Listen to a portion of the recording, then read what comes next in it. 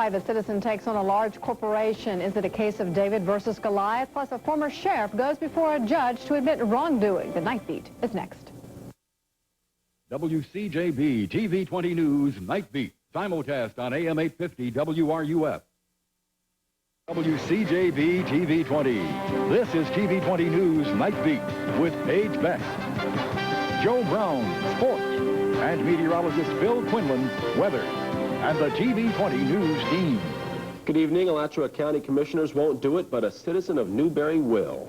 Kathleen Crouch is suing the Newberry City Commission over its decision to annex Florida Rock Cement Plant. She filed the lawsuit today.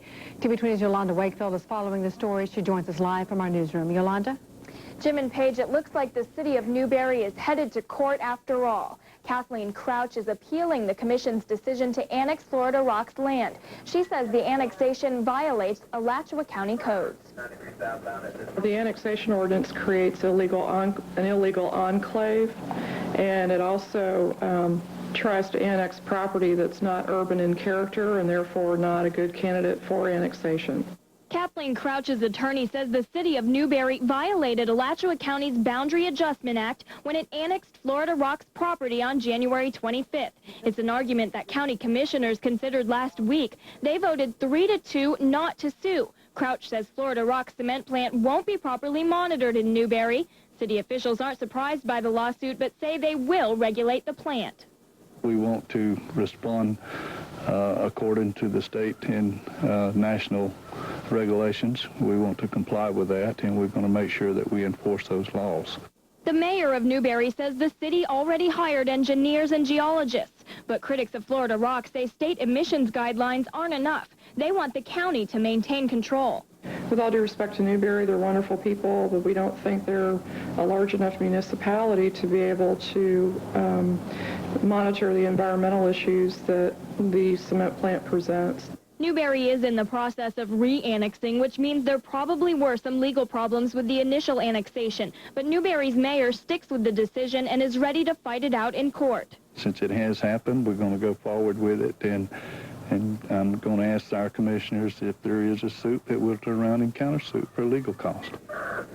Crouch ran for a seat on the Newberry City Commission twice and lost both times. She filed this lawsuit without time to spare. Today was the last day to file an appeal in the 30-day appeals process. It could take several months before we see a ruling on this suit. Reporting live from the Gainesville newsroom, Yolanda Wakefield, TV 20 News. Thank you, Yolanda.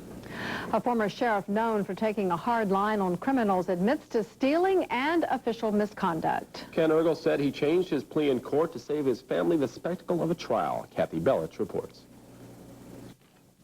Former Sheriff Ken Ergel walked into the Marion County Courthouse as he has many times, but today as an accused felon. He said nothing to reporters, but accepted condolences from people who greeted him as he walked into his most difficult court appearance. Thank you. Appreciate it. Anything at all to say? Excuse us, gentlemen. Thank you. Thank you, gentlemen. We understand that. Okay. Mr. Ergel, did anybody promise you anything to get you to give your plea and waive these rights? No, sir. Ergel admits stealing more than $100,000 from his own department. The judge apologized for asking legal questions, which he said Ergel might consider to be juvenile under the circumstances. But we still have to ask some of these simple questions to get it on the record. Prosecutor Brad King says Ergel will get no special treatment, but declined to ask for any specific punishment. There are, I believe, reasons that the court could exceed the maximum. But however, I do not intend to argue that, Your Honor. I'd leave that to the court's judge. Ergel could face as much as 35 years in prison and more than $200,000 in fines, or as little as 2 years. Ergel would only say he has nothing to say today. I'm not going to make any public comments until sentencing. And he left as quietly as he had arrived. And Ergel was known for his no-frills correction program. He removed televisions from the county jail and charged inmates $1 a day for meals. His sentencing is set to take place on April 21st. It's 92 years old, but the old landmark could bring new life to downtown Gainesville. The City Commission purchased the old train depot for $70,000 earlier this month. Now they're asking residents to help them decide how they use it. Suggestions include everything from a railroad museum to a cafe or art museum. Gainesville was founded as a train depot, so it's the last building remaining of its kind, and it's a real symbol of Gainesville, the whole community and founding of Gainesville. And planners hosted a citizens forum tonight to get input. An all-day workshop is set for March 6th at GRU.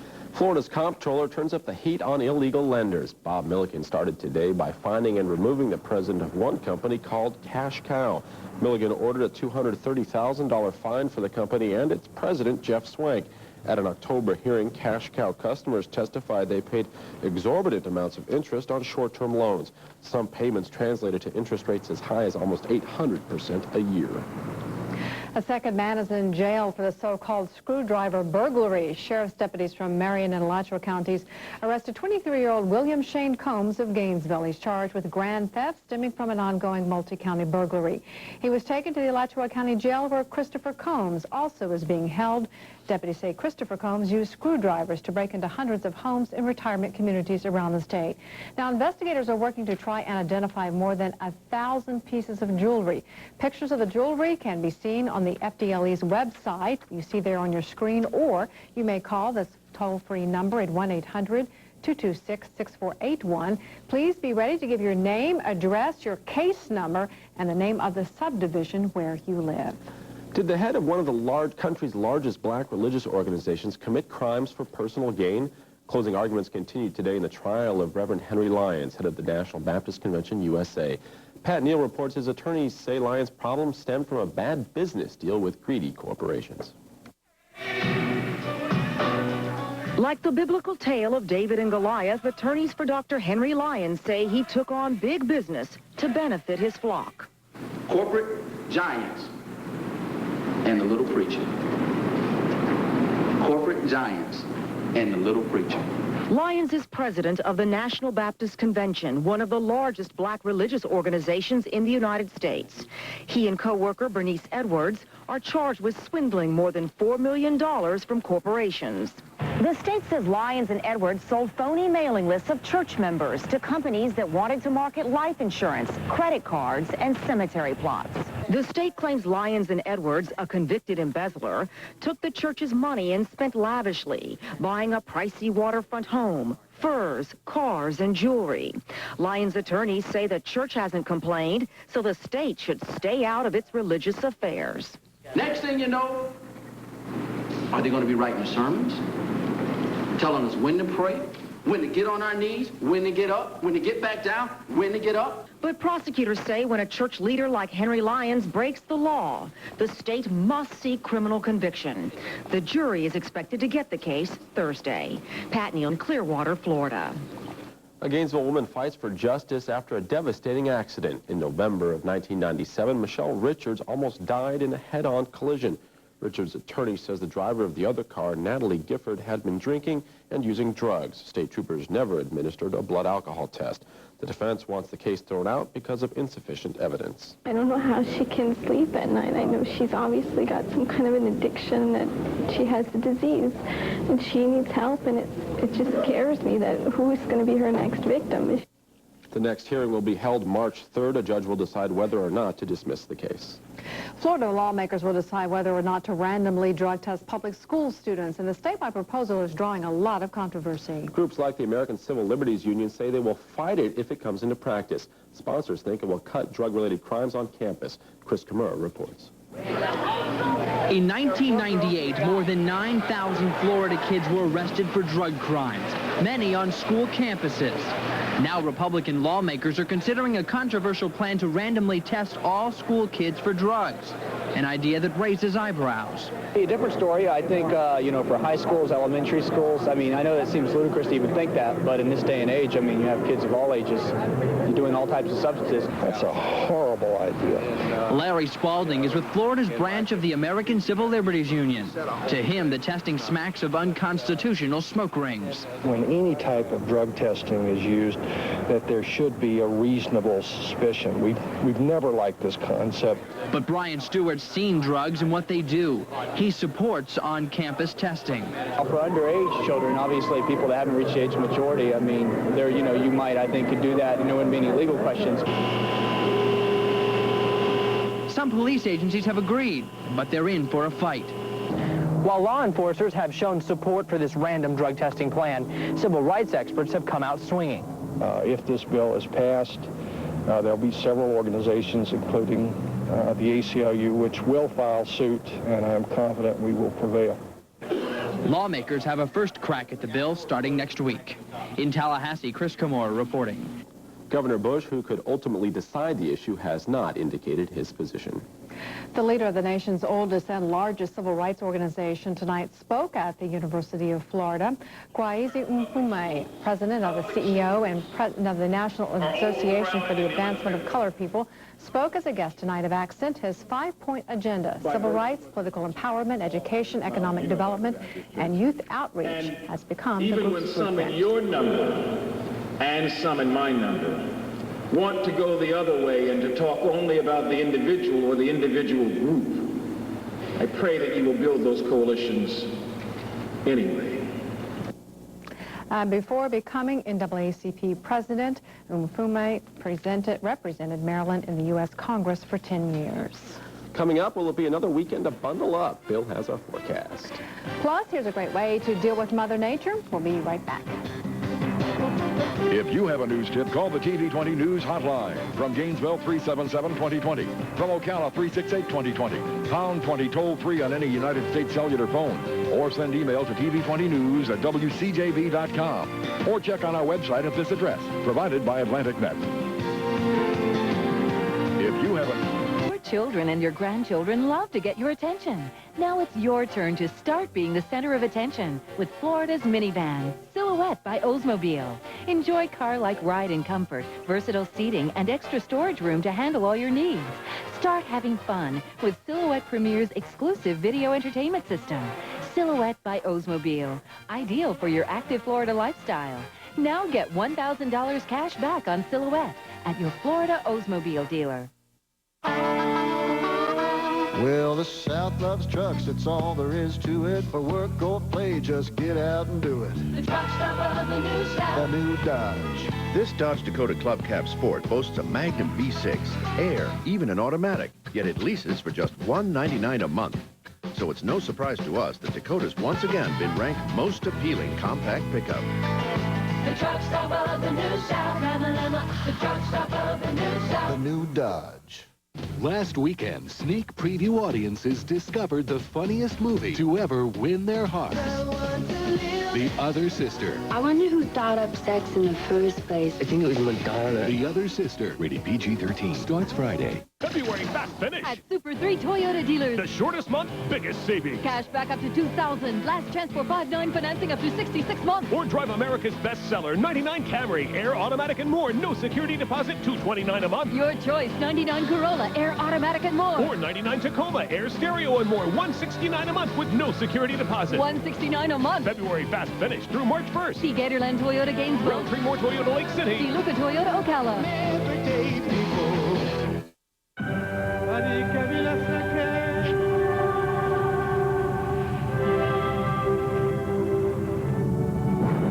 Coming in March to ABC, a television event with Peter Jennings, The Century.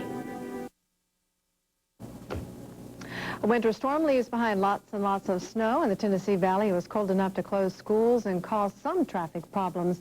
Snow clung to trees and covered pastures, but offered the perfect chance for kids in the area to make snow angels and go for a sled ride. There they go. I do miss the sledding, but I don't miss Snow angels are fun, too. Shoveling, I can do without. I don't think anybody likes that. I don't think we'll have any chance of snow anytime soon. It looks like things will start to warm up, even getting into the 70s as we head towards the weekend. Tomorrow, maybe even getting a little bit above 70, so it should be pretty nice. Let's take a look, show you have four conditions outside today. Low of 36 and a high of 70. Yes, we made it to 70 degrees today. We'll probably be right about the same temperatures for tomorrow. Maybe not quite as cold tonight.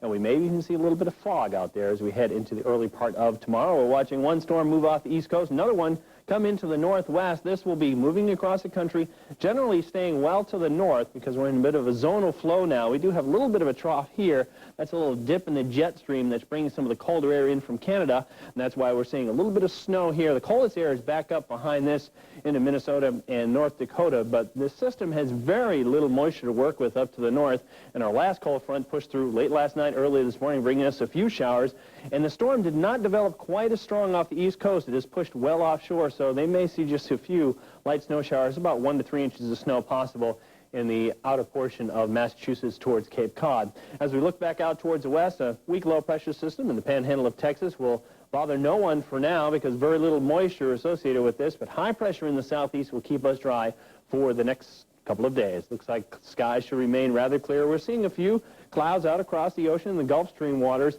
as the cold air, some cooler air that we've seen from time to time this winter, moving across the warm waters, producing those low-level clouds, but the kind of milky white color across Florida right now is because of the colder air. You can start to see the river starting to show up here, and of course, Lake Okeechobee showing a little bit of its color down there, a little blue, but most areas will remain fairly quiet for tonight. Just a few light clouds up towards the north. Temperatures right now, 50s and 40s to the north, 50s and 60s downstate. 68 right now in Key West. This is one of the warmest nights they've seen in quite some time. Cold front kind of washed out before it made it all the way through there, so the air not quite as dry as it had been over the last few nights. 50 degrees right now in Gainesville, 49 in Lake City, 48 in Cross City, and 43 over on the east coast of Jacksonville, and 52 in St. Augustine. Winds are fairly light and variable right now, but generally out of the north and the northeast, and that means we're seeing a little bit more moisture making its way into the area, so that's helping to bring the dew points up. We were in the lower 30s earlier this afternoon. We've raised up to about 41, so it looks like we'll probably stay in the lower 40s and upper 30s for later on tonight because we can reach the dew point, but we can't go below it. But the dew point can change, and it probably will start to drop a little bit as we head to the early part of tomorrow. So maybe a little bit of patchy fog for tonight. Temperatures generally right around that 40-degree mark, maybe a little bit below up towards the north and across the area towards the west. But high pressure in control for tomorrow. Looks like a very nice day with a lot of sunshine, very light winds, variable winds across the area, and we'll see this stay with us at least through Friday. As we look to Friday, cold front tries to make its way in here. It's more of a trough than a cold front, but we'll put the cold front on here so you can see it a little bit better. And we have a warm front trying to make its way in. That'll mean a warming trend for us as we head towards the beginning of the weekend, and maybe even some showers headed our way towards Sunday. But for tonight, not looking all that bad with mostly clear skies. A little bit chilly out there with temperature around 38, and some of that patchy fog could be dense in some local areas where you usually see some heavier fog. Mostly sunny for tomorrow, warmer, temperature around 70, winds variable, 5 to 10 miles an hour. And your marine cast looks like this for the boaters out there. Not too bad, 2 to 3 foot seas at St. Augustine, 2 foot seas with variable winds at 10 knots at Cedar Key. And your 5-day outlook, see the temperatures warming up nicely as we head towards Friday, Saturday, and Sunday, a little bit of a cool down with a slight chance of some showers in there, maybe even a thunderstorm or two. It looks like we should see some nice weather for the next couple of days. Sounds good. Thanks, Bill. Thanks, Bill. Just ahead, will Congress render the independent council out of order? And rescuers try to restore order out of chaos from too much snow in Austria. For weather information anytime, call the WCJB-TV 20 weather hotline at 372-1411. And look for Bill Quinlan's forecast on the weather page in your Gainesville Sun and your Ocala Star banner every morning.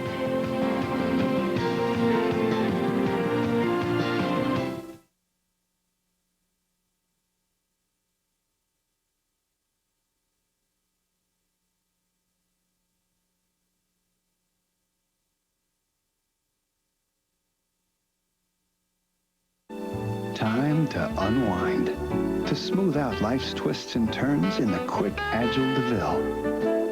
With its solid performance comes a nice balance of comfort.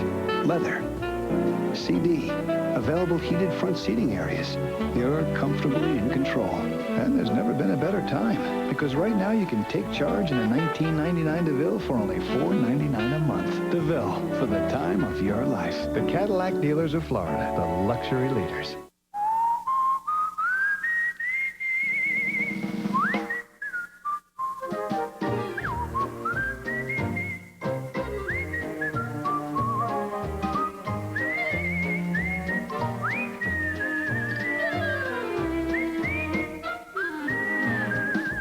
We're rolling back prices all over the place. Just look for the happy face. Always low prices, always Walmart. It's the 99 Ocala RV Show. 4 big days of the best RV values of the year. Hundreds of RVs from dealers all over Florida, including fold-downs, travel trailers, fifth wheels, motorhomes, and diesel pushers. Plus, special financing, supplies and accessories, daily door prizes, barbecued ribs and chicken, and entertainment for the whole family. The 99 Ocala RV Show, the 25th through the 28th at Marion County Fairgrounds. Attention car and truck buyers. Did you know new vehicles depreciate up to 37% in 1 year's time? Most of it in the first 10 minutes. So why buy new? Avoid the high cost of new car depreciation at Budget Car Sales. Hundreds of nearly new pre-owned vehicles that drive like new, but cost thousands less. A new 99 Plymouth Breeze would cost you $17,590, but you can get a nearly new 98 Breeze from just $97.99. So why buy new? Yes, North Florida Budget sells cars. Budget Car Sales, Ocala and Gainesville. The law that allowed Ken Starr's investigation of President Clinton will expire on June 30th. Whether it should be renewed was the question before a Senate committee today. Jim Sciutto reports. In an unlikely display of bipartisanship, Senate Democrats and Republicans predicted the likely demise of the independent counsel law, at least in its current form. The only thing that's clear to me is that this independent counsel law has been a disaster. It is evident that this law needs fundamental reforms in its scope and its reach.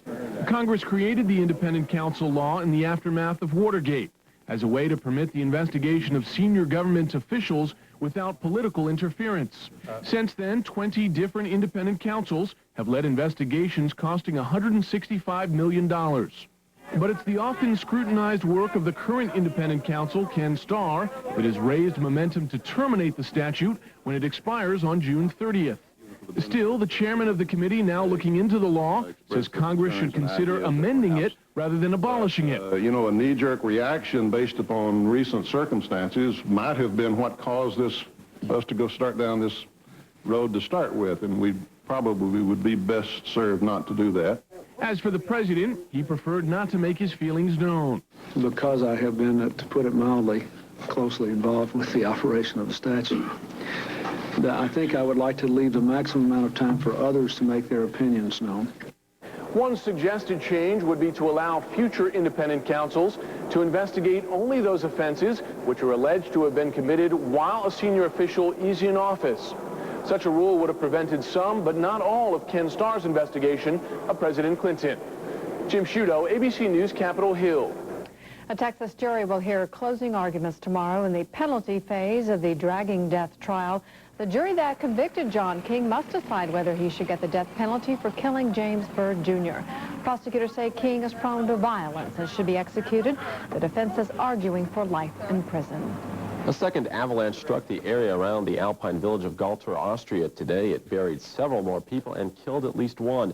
And it happened while rescuers still searched for those buried by yesterday's avalanche that killed 17 people. Lucretia Quinn reports the U.S. Army sent 6 Black Hawk helicopters to help rescue efforts. Using search dogs, shovels, sometimes even their hands, rescuers are working against the clock searching for survivors. But too often what they uncover is another victim. Tons of snow from 2 merging avalanches swept through the Austrian village of Galtur on Tuesday, burying at least 50 people. The houses were ripped up, there was cars upturned, books flying everywhere, the creaking of girders. More than a dozen people are confirmed dead, and up to 30 others are still missing. A break in the weather early this morning allowed the first rescue helicopters to begin ferrying hundreds of soldiers and medical teams into the isolated village and the injured survivors out. But the search for those still missing is being hampered by more bad weather. If they are laying in the snow, there is no hole to breathe. The chance is a very little one. If they are laying in a house and they have maybe a hole where they can breathe, the chance is a greater one to survive. As teams raced to find those buried yesterday, another avalanche 45 feet deep hit just outside the village, burying 10 more people. 2 weeks of heavy wet snows, some say the worst in living memory, have set off avalanches throughout the Alps. Tens of thousands of skiers and residents have been stranded in Austria, Switzerland, France, Italy, and Germany. New avalanches are reported on average every 20 minutes, and it's still snowing. Lucretia Quinn, ABC News, London. Sports coming up next. How will the Lady Gators fare in the SEC tournament? And could the Gators prevail on senior night? Joe has the highlights.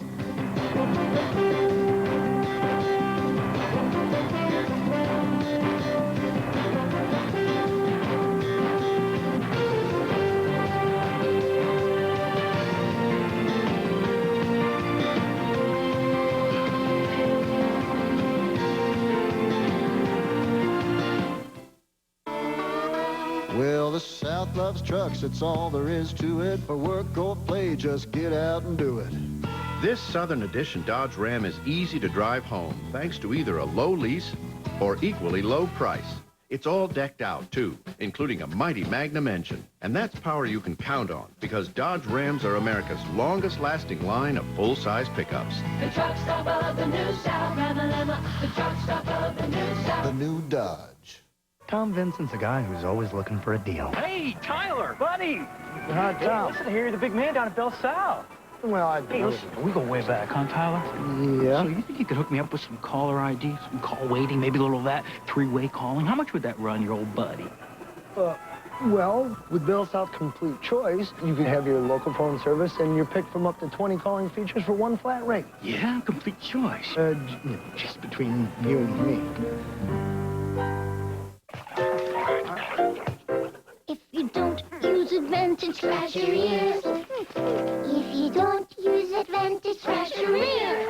For a month it works with ease. #1 for killing fleas. And gentle for a little one like me. Advantage kills fleas really fast. A few drops on the neck will last. Ask my doctor for Advantage for me, please. You see him on the back road, you see him on the street. Let me tell you, mister, they sure look sweet. They're sleek and they're smooth and rugged to boot. They're a whole lot of style and they're fun to drive too. There's a low lease on Ranger at your Southern Ford dealer right now. Drive home Ranger, the most popular compact pickup in America with a $156 a month lease. They're built for tough and that's the mighty strong stuff. When the going gets tough, you gotta drive a Ford truck. See your Southern Ford dealer today. Filling in for Joe Brown is Billy Donovan. Good game tonight, Coach. Actually, I'm back. Hey, how do you think the Eddie Fogler masks would have went over tonight? Real well. Yeah, they would have had something to at least start a bonfire, but exciting atmosphere. I mean, it actually was really awesome. Senior night for Eddie Shannon and Greg Stolt, and I even got chills in this one. You couldn't ask for a better send-off for seniors Eddie Shannon and Greg Stolt. If Florida could beat the Gamecocks this evening, the Gators would cap off their home schedule this season at 14-1. The two seniors were honored for 4 years of hard work and dedication. Both are 1,000-point scorers at UF, and Shannon adding to that early on in this one. Watch him, number 3 with a 3 of his own, 11-4 Florida on top. SC goes on a little 5-0 run, but Johnson inside, spinning, off Stolt. That would cut it to 25-19, end of the first half. Watch this. Brent Wright to Kenyon Weeks. Look at this, at the buzzer, the three-pointer falls. They were 11 of 18 from three-point land in the first half. They led by 19 at the break. Second half, Major Parker, the steal, the windmill.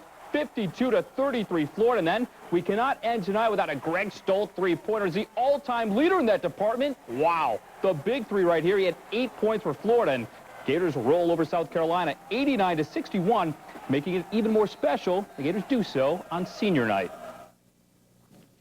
It's really been a pleasure for me to coach these two guys the last 3 years, and I don't think that they'll ever be obviously replaced as players. And we're going to miss their leadership, their character, all the intangible things they bring to the table.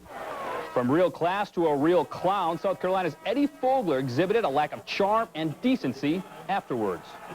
By the way, don't come by and tell me nice game either after a game like that. That's why I treat you the way I treat you. Nice game, my ass, nice game. Oh, young lady, I'm not done yet. The guy has a nerve to come by and go, tough game, nice game, coach. I don't even know who the hell the guy is.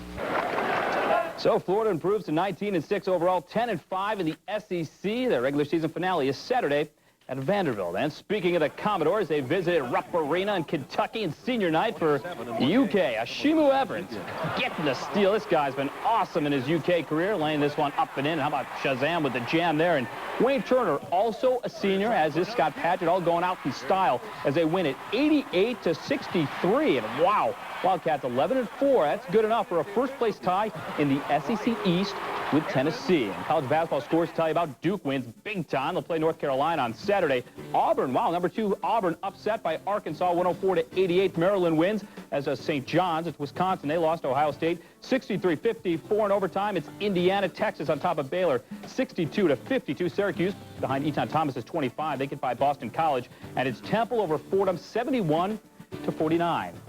If only the Lady Gators could have won one of their final 3 games. they wouldn't be in the predicament that they're in right now, that being having to play well in the SEC tournament. They'll tip things off in the first round tomorrow afternoon against Vandy. Lady Gators need to play well, in this pressure-type venue to have a shot at the NCAAs. It's a great atmosphere. Teams are coming in there fighting for their NCAA lives, fighting for seeding. Everybody's got to fight, and that's what makes it such a great tournament. And the only time these two teams met, Florida was victorious, 78-69. If the Lady Gators get by the Lady Commodores, they'll meet top-seeded Tennessee. Round 2, that could be tough. In the pro ranks, Orlando hope to work their magic in Beantown, and Chuck Billy doesn't look like he's seen any magic. Plenty of Celtics, though. Paul Pierce, 2 of his 19 points. They're up 10 at this point. Second half, more of the same. Another steal going up ahead to Antoine Walker. They're up 18, and they Magic fall by 32. They're now 9-3 on the season. NBA scores to throw your way. Miami wins, as does Indiana. Sacramento, they lose to Philadelphia. Jason Williams with 10 points in that game. Detroit is victorious, as is Portland. San Antonio, they beat Seattle 99-81. It's Denver on top of Utah, 80-77 in the fourth. Florida A&M may have been exactly what the doctor ordered. The Gators still looking to get on track. Hope to do so in this midweek affair. The Rattlers had a different idea in this one. Top of the first, Rattlers at the plate, and watch this guy. Stanley Peppers singling through the left side. Sherwin Lockridge comes in, 1-zip A&M. Bottom of the inning, though, Kurt Keene at the plate for the Gators, and bringing this one down the left field line. Matt Goss comes playward to make it 1-all, and they win it by the final of 8-5. They'll take on Florida State at home this weekend. From the diamond to the ice, the Panthers and Philly, and Pavel Bure back for this one. 2-1 Flyers in the second. Watch Scott Mellenby banging home the rebound right here to make it 2-2. They take it by the final of 5-3. Hopefully Bure will stay healthy. NHL scores tell you about Phoenix wins. Carolina, Toronto tie up at 2-2. It's LA over Detroit. Chicago gets by St. Louis. Nashville wins. Buffalo, Calgary 1-1 in the third. Anaheim zip against Edmonton. And Vancouver won. San Jose nothing. That game in the first. So the Gators improved to 19-6 on the season. You have to say they're in the NCAAs. NCAAs, I think so. All right, thanks a lot, Joe. In case you missed it, here's another look at our top story. A Newberry woman exercises some legal pull in the tug-of-war over Florida Rock. Kathleen Crouch filed a lawsuit against the city of Newberry over its decision to annex the cement plant's property and that they won't be able to monitor the plant's emissions. Newberry's mayor says the city will fight the case and consider a countersuit for legal fees. Let's a quick look at tomorrow's weather. Looks like we see clear skies for tonight. Looking at the satellite view, you'll see mostly clear skies across the area for the entire state of Florida. A few thin clouds up towards the north, but don't expect any rainfall for tonight like we had last night. And things should be a little bit cool out there. Temperatures starting out in the morning with a little bit of patchy fog, right around 38. And as we head into the late afternoon, temperature getting up to around 70 with mostly sunny skies and just a light breeze. A light breeze. Thanks, Bill. That's all our time. Thanks for joining us. And we'll see you again tomorrow night. Good night. Good night.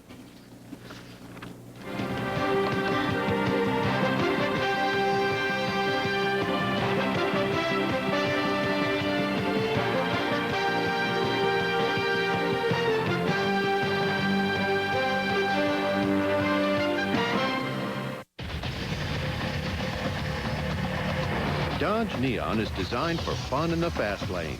And now it's exceptionally easy to get up to speed during the Neon clearance. With your choice of either a $1,500 cash allowance or low 1.9 financing. Dodge Neon. All the fun without paying too big a price. See the friendly Dodge dealer near you.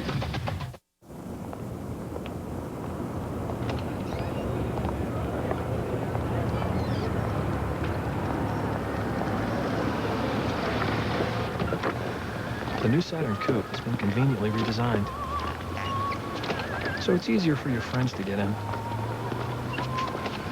The world's first 3-door coupe from Saturn. Why didn't anyone think of this before? Every day, more people are choosing Lowe's Home Improvement Warehouse, and here's why. No one else sells more lawn and garden supplies. Virtually any type plant you need, Lowe's has it. A jungle's worth of trees and shrubs. All back for a full year. Plus, everyday low prices guaranteed. Ask a nursery specialist. A Lowe's nursery specialist. We really know our stuff. After all, you can't spell flowers without Lowe's. When it comes to home improvement, Lowe's knows.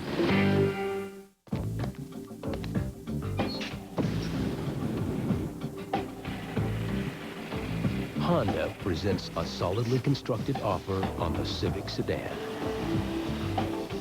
With air conditioning, AM/FM CD player, automatic transmission, power door locks, and a remote entry system. All for an unexpected $15,045. The limited issue Civic sedan. Better strike while the iron's hot.